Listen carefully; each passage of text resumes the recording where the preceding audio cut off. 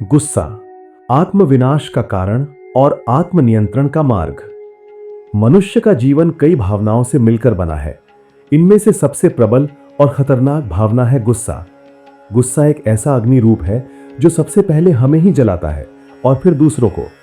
हमारे शास्त्रों, महापुराणों और उपनिषदों में गुस्से को हमेशा ही नकारात्मक भावनाओं की श्रेणी में रखा गया है।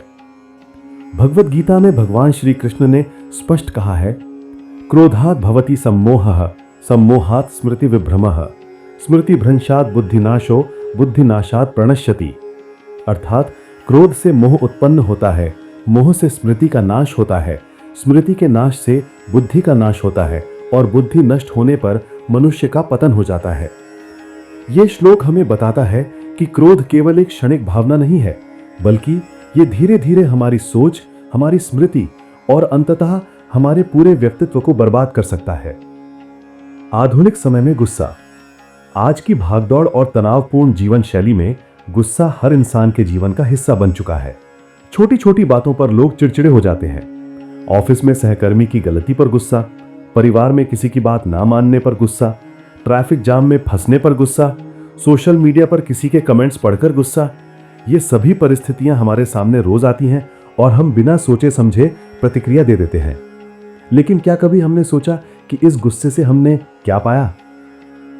थोड़ा समय सोचिए। गुस्से के कारण टूटे रिश्ते, बिगड़े स्वास्थ्य, बढ़ती मानसिक परेशानी और खोया हुआ आत्मसंयम। गुस्सा हमेशा हमें नुकसान ही देता है, कभी भी लाभ नहीं। गुस्से का शास्त्रीय दृष्टिकोण। हिंदू धर्म में गुस्से को अधर्म का द्वार कहा गया है। महाभारत इसका सबसे बड़ा उदाहरण है। दुर्योधन और कौरवों का गुस्सा ही उस महायुद्ध का कारण बना जिसमें असंख्य लोग मारे गए।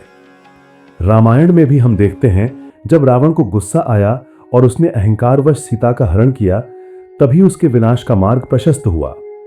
श्री राम ने हर परिस्थिति में संयम दिखाया, जबकि रावण अपने गुस्से और अहंकार से अंधा हो गया। यही कारण है कि एक मर्यादा पुरुषोत्तम कहलाया और दूसरा विनाश का प्रतीक। गुस्से का वैज्ञानिक पक्ष। आधुनिक विज्ञान भी यही कहता है कि गुस्सा शरीर के लिए जहर है।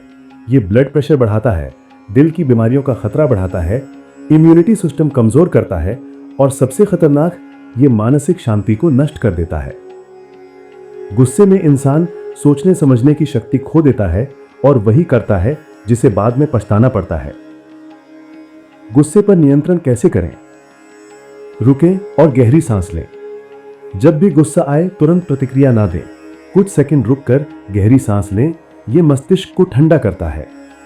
मौन साधना। शास्त्रों में कहा गया है कि मौन रहना सबसे बड़ी साधना है। गुस्से के क्षण में अगर आप चुप रह जाएं तो स्थिति स्वतः शांत हो जाती है। मन को मोड़ना। गुस्सा जब भी आए अपना ध्यान किसी और कार्य में लगाएं, जैसे संगीत सुने, टहलने जाएं या पानी पी लें। शास्त्रों का स्मरण करें, श्री कृष्ण के उपदेश को याद करें। सोचें कि गुस्से से केवल विनाश होता है। क्षमा का अभ्यास करें। क्षमा करना सबसे बड़ा बल है। जो आपको चोट पहुंचाए उसे क्षमा कर दें, यह आपकी आत्मा को हल्का कर देगा। गुस्सा और आज की पीढ़ी। आज के युवा सबसे अधिक गुस्से का शिकार हैं। प्रतिस्पर्धा, सोशल मीडिया का दबाव, असफलता का डर और रिश्तों की उलझनें उन्हें और अधिक चिड़चिड़ा बना देती हैं। लेकिन यही युवा अगर गुस्से को नियंत्रित करना सीख लें तो वे अजेय बन सकते हैं, क्योंकि गुस्से की ऊर्जा को अगर सही दिशा में लगाया जाए तो वही ऊर्जा सफलता का मार्ग प्रशस्त करती है। आत्मनियंत्रण का वास्तविक अर्थ। हिंदू धर्म कहता है, मनो एव मनुष्याणाम कारणम बंध मोक्षयोः, अर्थात मनुष्य का मन ही उसके बंधन और मुक्ति का कारण है। गुस्से पर नियंत्रण वास्तव में मन पर नियंत्रण है। अगर हमने मन को जीत लिया तो संसार में कोई शक्ति हमें हरा नहीं सकती। गुस्सा एक आग है। ये आग हमारे रिश्तों को, हमारे स्वास्थ्य को और हमारे जीवन को धीरे धीरे जला देती है। लेकिन अगर हम इसे साध लें तो यही ऊर्जा आत्मविकास का आधार बन सकती है। राम, कृष्ण, महात्मा बुद्ध, महावीर, इन सभी ने संयम और धैर्य को गुस्से पर विजय पाने का सबसे बड़ा साधन बताया है। इसलिए अगली बार जब भी गुस्सा आए, याद रखिए, मौन ही उत्तर है, क्षमा ही समाधान है और संयम ही सफलता है। यही गुस्से पर विजय पाने का मार्ग है।